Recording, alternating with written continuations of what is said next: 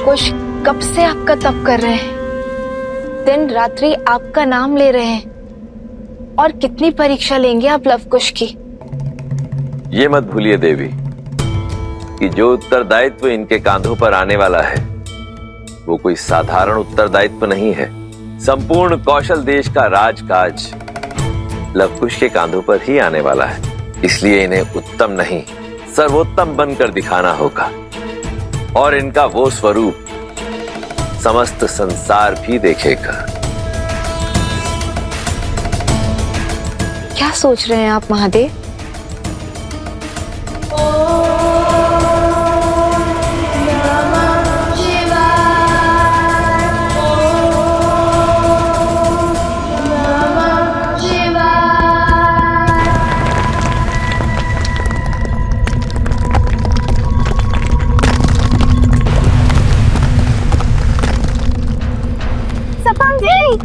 सरपंच आ गए, सरपंच आ गए, सरपंच जी वहां देखिए।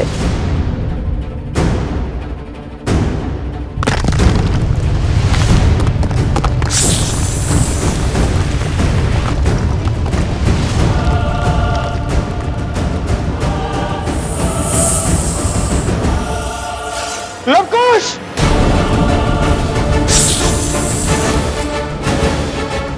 लवकुश उठ जाओ वहां से! बहुत बड़ा सर्प तुम्हारी ओर आ रहा है। पहले भाभी माँ और अब हमारा लक्ष्मण भैया अपने हृदय के इन अंगों को स्वयं से दूर कर अब जीवित कैसे हैं भैया? मेरे तो तन का हर भाग इस वियोग की अग्नि में चल रहा है। चीख चीख कर अपने भाई लक्ष्मण को लौटाने की गुहार लगा रहा है भैया। ये पीड़ा बहुत सहन नहीं होती मुझसे। इस वियोग की अग्नि को कैसे झेल पा रहे हैं भैया? कैसे? शांत हो जाओ भरत। जब तन पर दायित्व का भाव हो तो कंधे झुक नहीं पाते भरत। और अब तो तुम्हारे भी उत्तरदायित्व बढ़ गए हैं। यदि हम ही परिस्थितियों से हार जाएंगे तो रघुकुल के भविष्य का क्या? रघुकुल के वंशज भी तो हमारे ही उत्तरदायित्व है ना। भरत, तुम हर संबंध हर नाते को अत्यंत महत्व देते हो, इसलिए स्वयं पर नियंत्रण खो देते हो। किंतु अब समय आ गया है भरत कि अपने हृदय में पनपते प्रेम को अपना बल बनाओ। लक्ष्मण के पुत्रों का दायित्व निभाओ। एक मानव का संबंध सर्वप्रथम अपने धर्म से होता है और हमारे लक्ष्मण ने उसी को निभाने में अपनी आहुति दी है।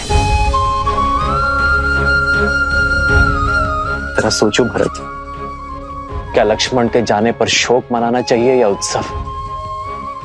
सोच कर देखो मेरे भाई। लक्ष्मण तो अमर है क्योंकि राम होना सरल है, लक्ष्मण होना सरल नहीं। अपने भाई के हर दुख हर कष्ट को अपना मानकर कांटों भरे मार्ग पर चलना सरल नहीं।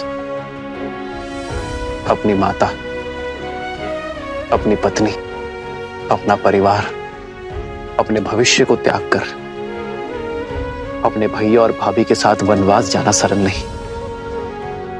ऐसे वीर की स्मृति में तो गौरवान्वित होना चाहिए भरत। अश्रु नहीं बहाने चाहिए। भविष्य में जब भी किसी भाई के समर्पण उसके त्याग का उदाहरण दिया जाएगा तो उस वार्तालाप में सदा हमारे लक्ष्मण का नाम लिया जाएगा।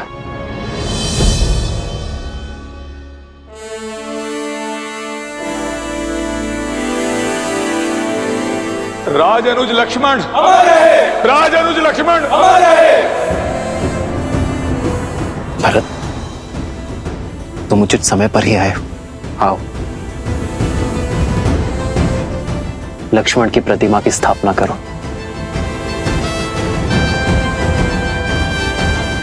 उठो भरत।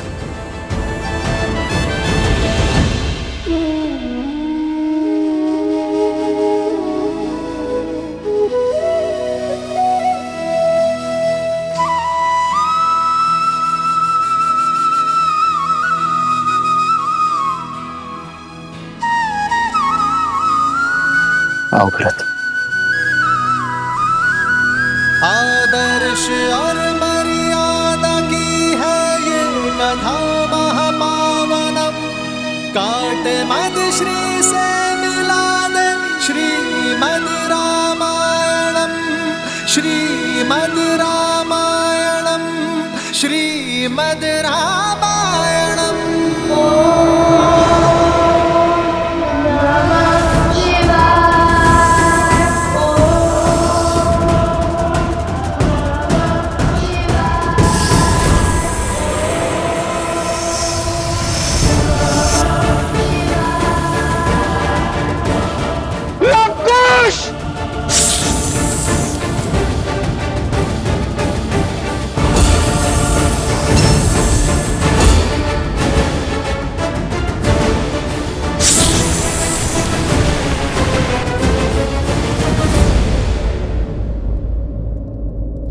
वन हमें जीवन देते हैं और वनवासी कबीले उनके रक्षक हैं, प्रकृति के रक्षक हैं। इसलिए उनका उत्थान, उनका विकास हमारा लक्ष्य होना चाहिए। इन्हें और इनके समान सभी को मुख्य धारा से जोड़कर रामराज्य में इनका विकास सुनिश्चित करना होगा। इनके लिए विद्यालय स्थापित करने होंगे।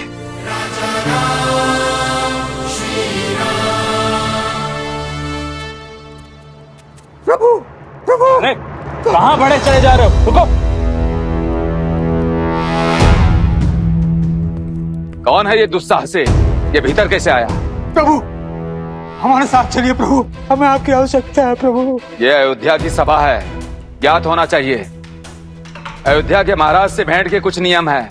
सैनिकों, ले जाओ इसे। सुमन जी, कौन है ये? समस्या क्या है इनकी?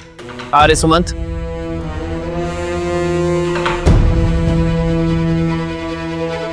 प्रभु, जो घट रहा है उसका वर्णन मैं शब्दों में नहीं कर सकता। कृपया चलकर देखें कि संसार क्या संकट झेल रहा है। यह आपकी और देवी सीता के सजाए राम राज्य पर उठा प्रश्न है।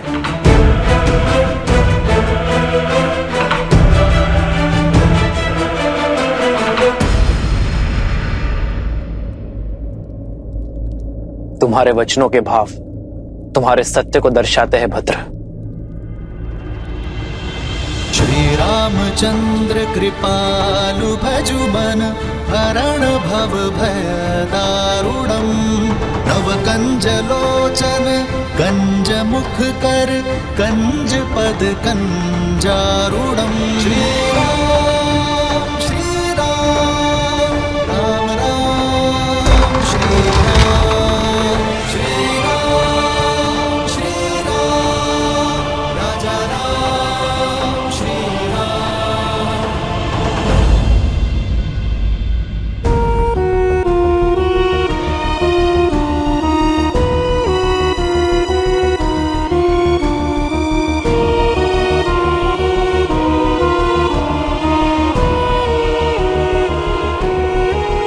कौन है ये सब? ये अयोध्या के तो नहीं लगते। नहीं प्रभु, हम पुरुषपुर और कुभा से आए हुए शरणार्थी हैं। अयोध्यापति से शरण की भिक्षा मांगने आए। हमारे परिवार को यहाँ बसने की अनुमति दीजिए प्रभु। आर्य सुमंत, जी महाराज। बालकों और वृद्धों को भोजन करवाइए, इनके रहने की व्यवस्था करवाइए और घायलों का शीघ्र अतिशीघ्र उपचार करवाइए। सैनिकों, आओ सहायता करो।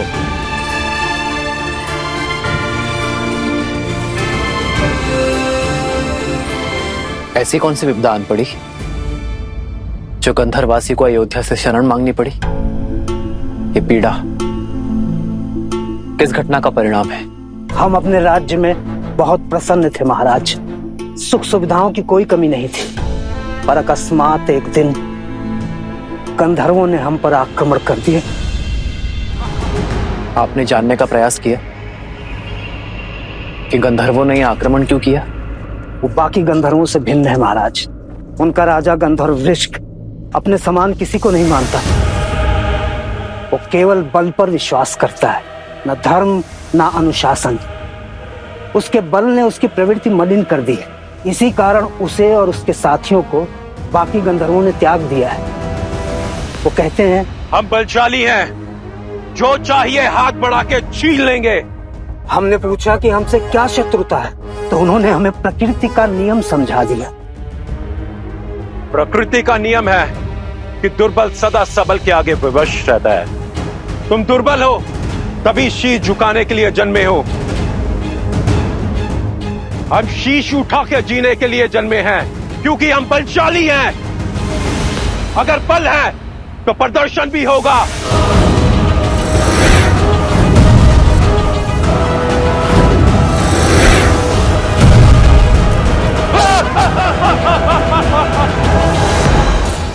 उन्होंने हमारे राज्यों पर अपना शासन स्थापित कर लिया है, बस इसीलिए हम आपकी शरण में आए। निर्बलों के बल, असहायों का सहारा, हमारे संकट का निवारण केवल आप हैं। आप। महाराज, आज्ञा हो तो एक सैनिक दल भेज दे वहां। नहीं भरत, ये समस्या उससे अधिक गंभीर है। ये बल का युद्ध नहीं, सोच का युद्ध है, और इसे हमें शीघ्र अतिशीघ्र रोकना होगा भरत। बल से सब कुछ अपना बना लेने की यह सोच विष के समान होती है, जो एक पीढ़ी से दूसरे पीढ़ी में अवश्य जाती है, विवेक को दूषित करती है, और जहां जहां धर्म की हानि होगी उसके विरुद्ध में खड़े होना राम और रघुवंश का परम धर्म है। आप निश्चिंत रहिए, मैं और भरत स्वयं जाएंगे। उन गंधर्वों की प्रताड़ना से आपके क्षेत्र को मुक्ति दिलाएंगे।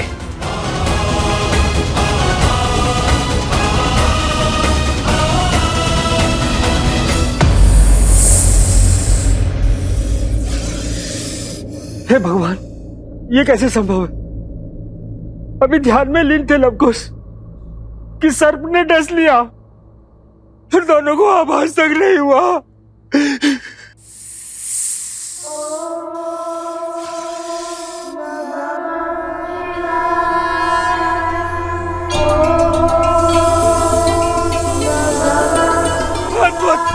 अद्भुत! लवकुश जीवित है, जीवित है लवकुश। जेहि पर कृपा करहि जग जानी, कवि उरहि न चावहि हानि। देव शिशु जन विधाति सूरा, जानकी सुत रूप लवकुश बोला। जानकी सुत रूप लवकुश बोला।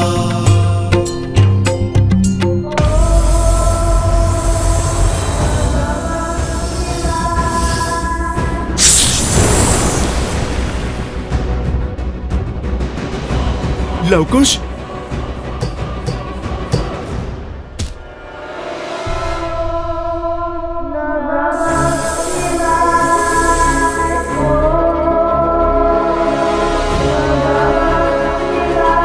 हर हर महादेव।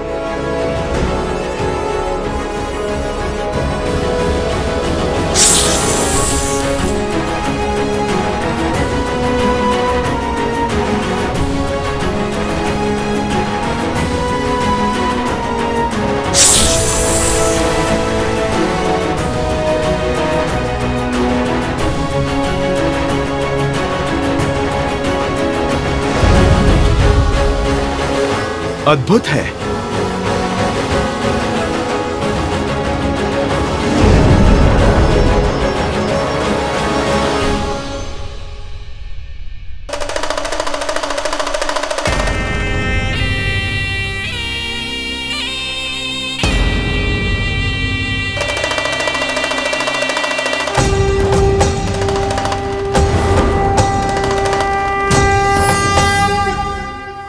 हे महादेव, ये तो स्वयं साक्षात नागराज वासुकी हैं।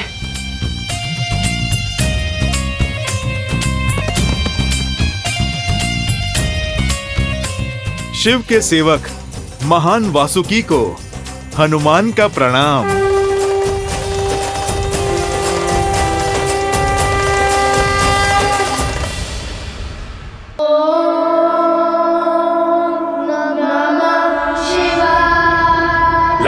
खुश, आंखें खोलो।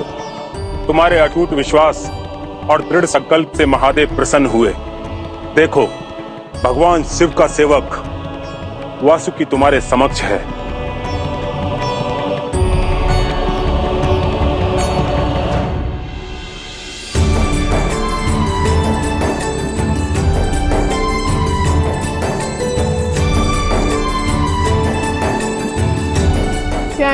नागराज वासुकी।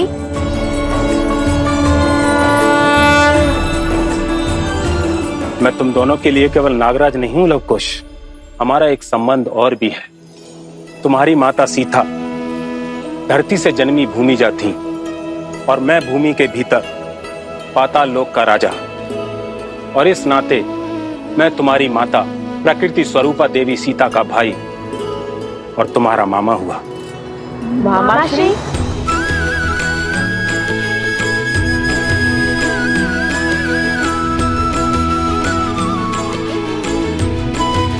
अर्थात ये ऋषि कुमार नहीं, ये राजकुमार है।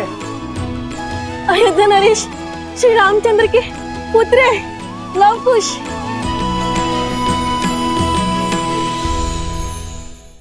वर्षों पूर्व मेरे पिताश्री अयोध्यापति महाराज दशरथ ने ऐसा ही युद्ध लड़ा था जो उनका नहीं था। अपने मित्र जटायु के आग्रह पर उन्होंने वो युद्ध लड़ा था और उसी युद्ध में अपनी वीरता का ध्वज लहराकर उन्होंने दशरथ का नाम प्राप्त किया। आज भी हमारे समक्ष ऐसी ही परिस्थिति बन चुकी है और धर्म की रक्षा और पाप का अंत तो रघुवंश का कर्तव्य है। हम पराजय से भयभीत होकर अपने धर्म से विमुख नहीं हो सकते, अपने कर्तव्य से मुख नहीं मोड़ सकते। हम स्वयं को उनके दुखों से भिन्न नहीं कर सकते। जब जब इस संसार में मानवता आहत होती है, धर्म पर प्रहार होता है, तब तब हम अपने प्राणों की शक्ति से संसार और मानवता की रक्षा करते हैं। क्योंकि स्वयं के लिए तो केवल पशु जीते हैं, किंतु एक मानव तो संसार के लिए जीता है और संसार के लिए ही मरता है। भय के लिए भयंकर है। हम राम के रुद्र हैं, शंकर हैं। शंकर है हम, शंकर है हम, शंकर है हम। जय सिया राम, जय सिया राम, जय सिया राम, जय सिया राम। आओ व्रत।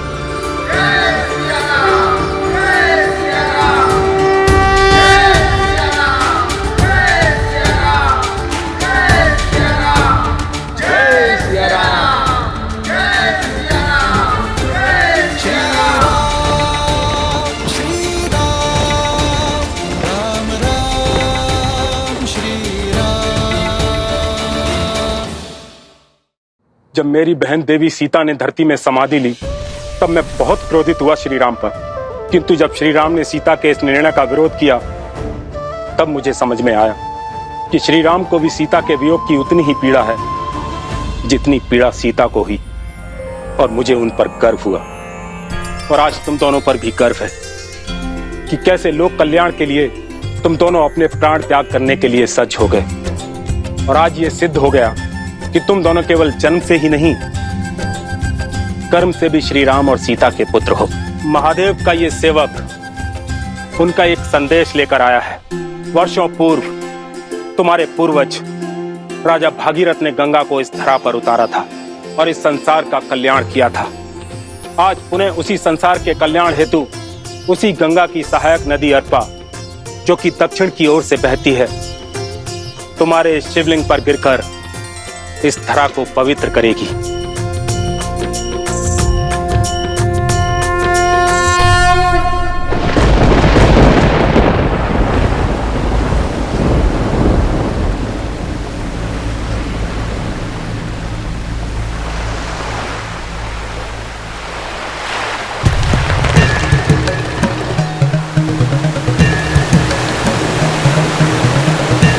धन्य हो महादेव।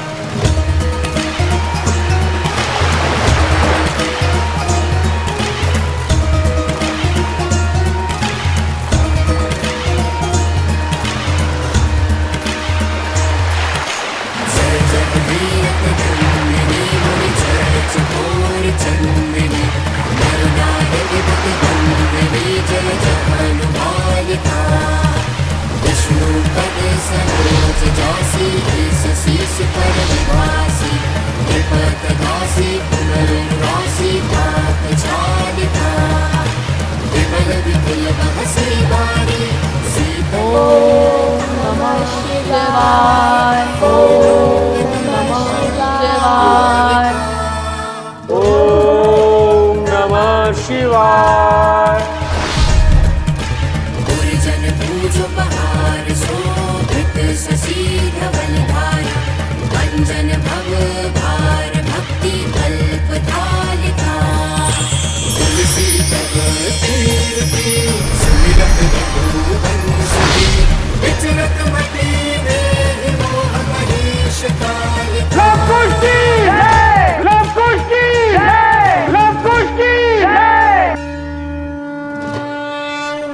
सत्य है, सिया राम की संतान ने एक बार पुनः स्वयं को सिद्ध कर दिया, एक और असंभव युद्ध जीत लिया।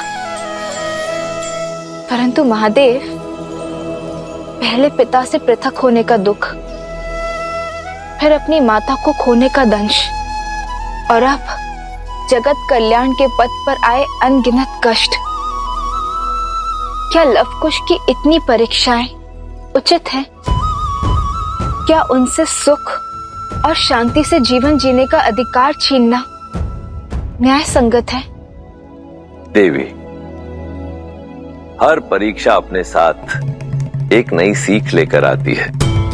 लवकुश के जीवन में आई ये परीक्षाएं उनके लिए एक नई सीख तो लाई ही हैं, साथ ही संसार के समक्ष कुछ सिद्ध करने के लिए भी आई हैं। यूं समझ लीजिए कि सत्य का आवरण हटाने के लिए ही उत्पन्न हुई है। कैसा सत्य महादेव? वही सत्य देवी जिसे आपने जाना है, जिसे लवकुश ने अनुभव किया है, जिसे श्री राम ने जन्म से पाया है, और अब लवकुश अपने कर्म से पा रहे हैं।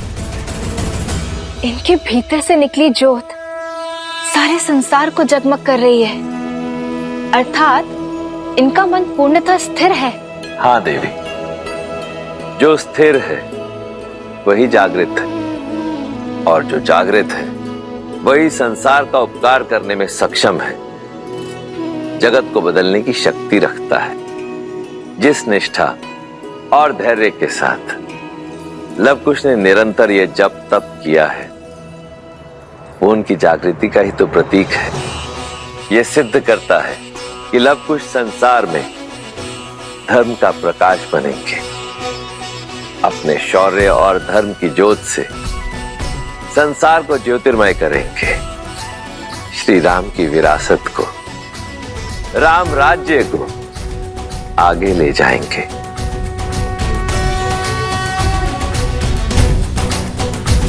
जन जन का मन हर्षाया है। राजकुमार लव, राजकुमार कुश, आपने हमें संकट से तो मुक्ति दिला ही दी। हमारी ओर से एक प्रार्थना और स्वीकार कर लीजिए। हमारे राज्य को कौशल की शरण में ले लीजिए और उसकी बागडोर संभाल लीजिए। जो भी राज्य श्री राम की शरण में आएगा उसे तो हमें स्वीकार करना ही होगा, किंतु इस राज्य की बागडोर लव नहीं, केवल कुश संभालेगा।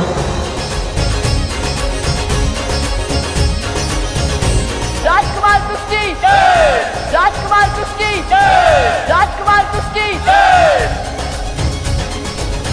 माता कहती थी कि संसार में प्रेम से अधिक मूल्यवान और कोई वस्तु नहीं, और आज आप सबका प्रेम देखकर मेरा हृदय गदगद हो गया।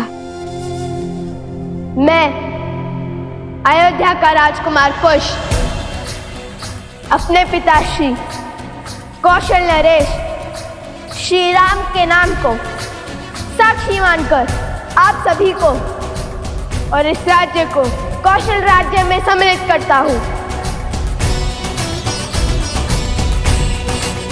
कुश के साथ ये गांव और अधिक कुशल होगा, और इसलिए आज से इस राज्य को कुशावती के नाम से जाना जाएगा। राजकुमार कुश की, राजकुमार कुश की, राजा राम की, राजा राम की, राजा राम की, राजा राम की जय। राजा रामचंद्र की, राजा रामचंद्र की, राजा रामचंद्र की, राजा रामचंद्र की, राजा रामचंद्र की। केला बहुत ही मीठा है। परिश्रम से जो मिला है, जैसे आप दोनों के परिश्रम का प्रसाद मिला। ज्ञान प्राप्त करने निकले और दिग्विजय होकर लौटे। प्रभु तो ये सुनकर गदगद हो उठेंगे। कुछ लीजिए। नहीं।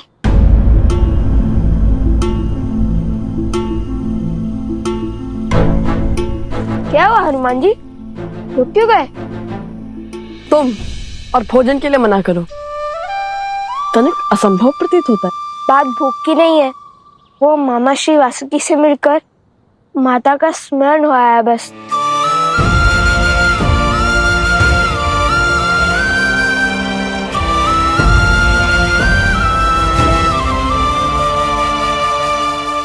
देख रहे हैं ना प्रभु, जो पीड़ा आप सह रहे हैं, आपके पुत्रों को भी उसी का दंश सता रहा है।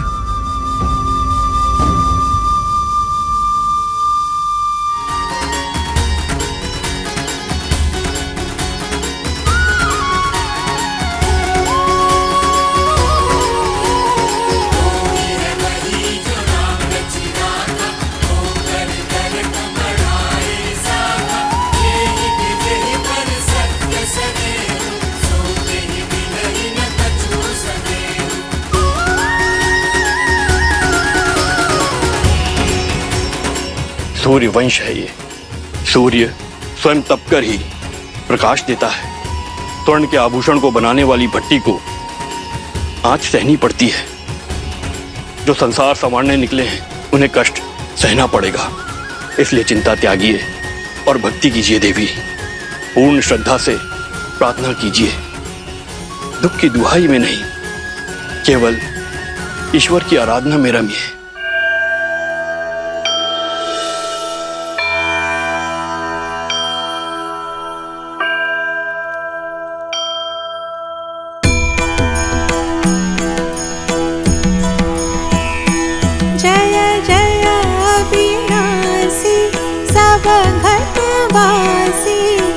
व्यापक परमानंदा अविगत गौतीतम चरित पुनीतम माया रहित मुकुंदा।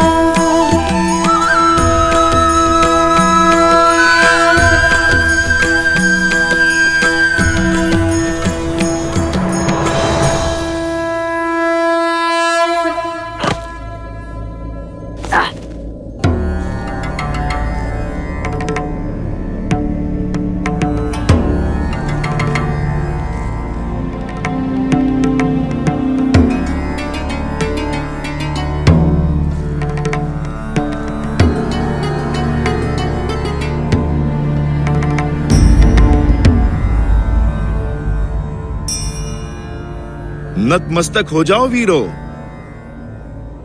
हम भगवान विष्णु के बहुत प्राचीन मंदिर में खड़े हैं। चलो कुश, अब संसार की दशा सुधारने वाले भगवान विष्णु के पूजन स्थल को सुधारे।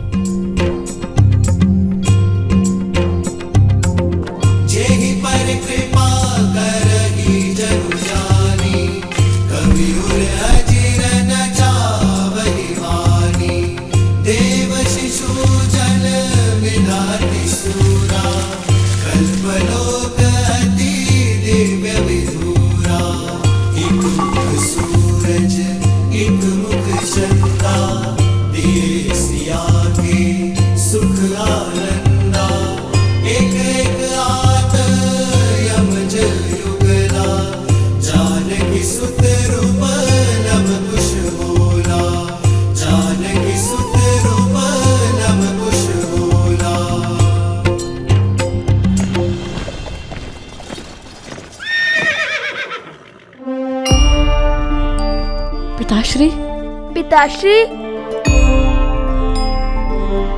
प्रभु,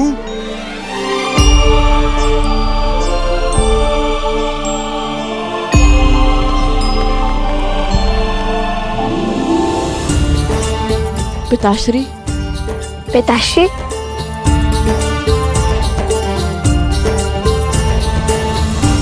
पुत्रों,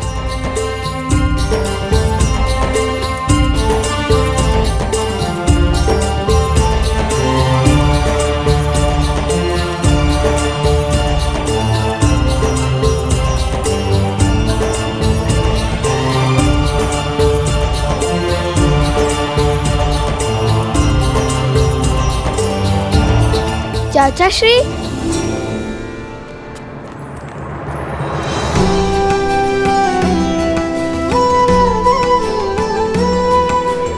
आयुष्मान भव।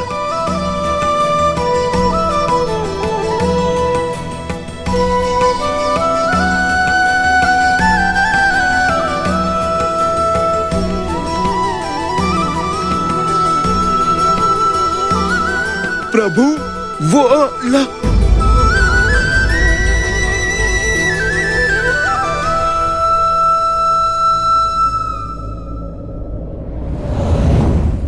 अष्टबाहु का अंत ही नहीं, श्रद्धा का नया अध्याय भी लिखा है लव कुश ने।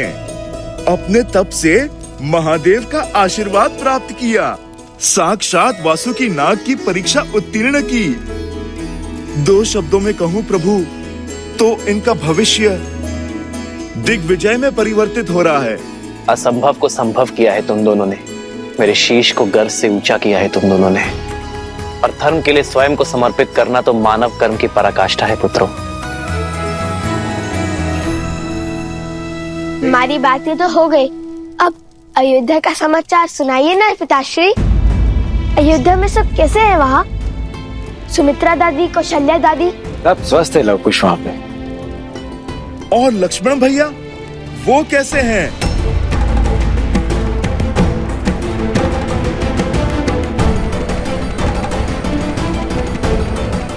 अयोध्या सकुशल है हनुमान, चिंता की कोई बात नहीं है।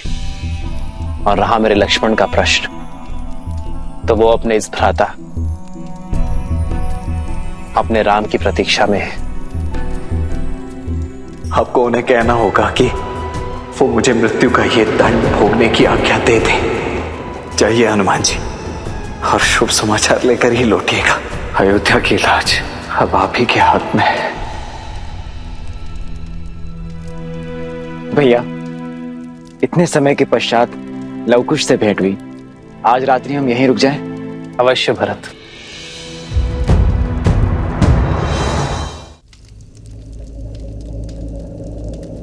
चिंता की कोई बात नहीं है। और रहा मेरे लक्ष्मण का प्रश्न, तो वो अपने इस भ्राता अपने राम की प्रतीक्षा में है।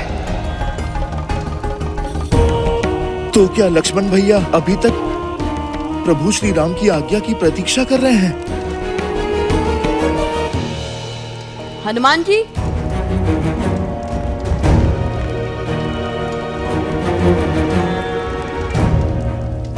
क्या बात है? आपकी आंखों में दुख और मुख पे चिंता। अपनी पीड़ा अग्निदेव से नहीं, हमसे कहिए क्या हुआ? चिंता नहीं, चिंतन कर रहा हूँ। मन कुछ घबरा सा रहा है, कुछ उचित आभास नहीं हो रहा। प्रभु को हृदय से लगाते ही उनके भीतर की अतः पीड़ा का आभास हुआ मुझे।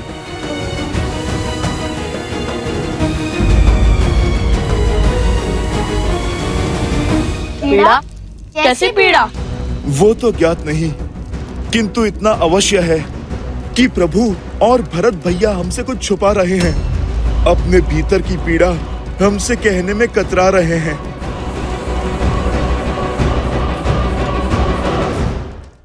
ये समय उचित नहीं है भरत। लवकुश और हनुमान को अभी लक्ष्मण का सत्य ज्ञात नहीं होना चाहिए। आपकी चिंता समझ सकता हूँ भैया मैं। यदि उन्हें सत्य का ज्ञात हुआ तो धर्म के जिस पद पे वे अग्रसर हैं, इससे कहीं पीछे ना हट जाएं। अपने संताप में वे कहीं धर्म की हानि ना कर बैठे। लवकुश से अधिक चिंता मुझे हनुमान की है। मेरे जीवन की तो केवल एक ही प्रतिज्ञा है, अपने प्रभु की सेवा और प्रभु श्री राम की रक्षा। और मुझे इस जीवन में जब जब किसी भी अनिष्ट का आपके प्रति आभास होगा, मैं तब तब प्रभु उस आभास का निवारण करूंगा।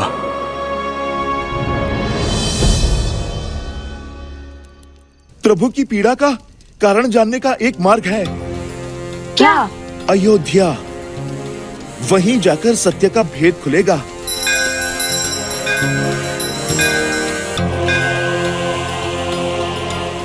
मैं यूं गया और यूं आया। एक बार अपनी आंखों से अयोध्या और लक्ष्मण भैया को देख लूंगा तो मुझे संतुष्टि मिल जाएगी। उचित है, जैसी आपकी इच्छा। लक्ष्मण काका श्री को हमारा प्रणाम कहिएगा।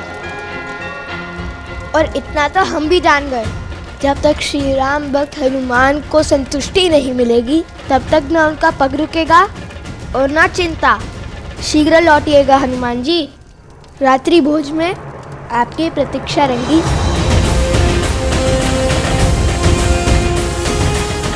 जय श्री राम।